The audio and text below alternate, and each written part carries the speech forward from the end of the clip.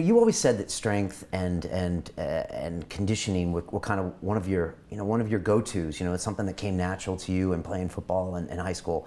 But yet you also went really early on into the spiritual piece, and I know you read Osho, and that kind of got you into that active meditation. And I was just wondering, that seems different to me. A lot of guys when they relate to something physical they're good at, they stick with it a lot of times. And I was just wondering if you ever think back and wonder why you kind of went that way with it, or decided to incorporate both.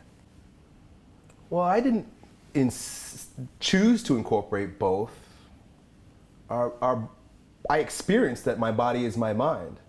I experienced that the more free and embodied I am down here, the more clever, the quicker, the more sharp, the more intelligent I am up here. There's been enough studies. How many studies we need to know to have to tell us that exercise is good for the brain. You think better when you exercise, when you breathe. So that has been my experience. The healthier I am physically, the healthier I am in my mind. And it's as old as yoga. If you look at the philosophies of spirituality in the East, they don't exclude the body.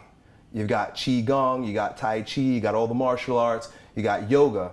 They recognize that if we're going to get our minds right, if we're going to be fully available mentally and spiritually, then we had better be fully engaged and experiencing what's happening in here, in our body.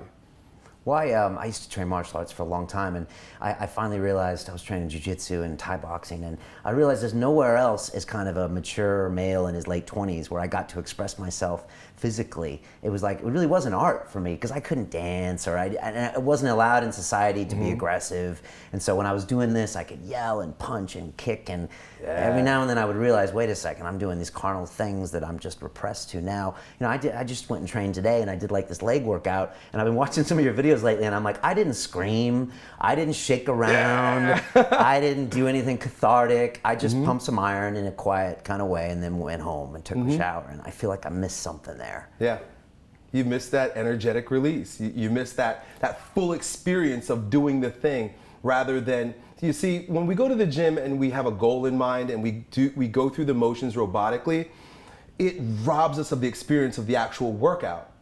Think about going to the gym just for the workout, not for the goal. Not so that you could put a check next to the reps and sets that you did, but so that you can really get engaged with what your body wants to express. You said you want to express yourself. Yeah. Well, there's no better way. They say that more people have grown enlightened through dance than any other medium. So we're excited about all the new plants that are helping us open up. But did you know that you can have the same experience by dancing ecstatically? No. And most people wouldn't believe you Right. if you said that dance could get them on another spiritual level.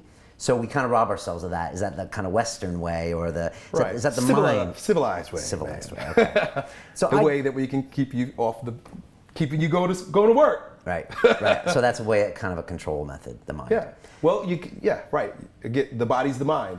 Tight bodies, tight mind, and the more rigid and square you are, the more you're manipulated by data and ideas rather than intuition and feeling. Right. When you say the body is mind, you also, when you see someone's body, you can immediately determine a lot of things about their mind. And if you want to make changes to their mind, you can go straight to the body. Or could you just tell me more about what you mean when you say the body is the mind? To watch the rest of this fascinating interview, click on the link below and go to londonrealacademy.com. There you can sign in with your social media, log in and watch the rest of the episode for free, along with all of our episodes on London Real, my webinars, and all of our premium content, all located over at londonrealacademy.com. So click on the link below, you'll be directed there, and you can watch the rest of this fascinating interview, and I'll see you there.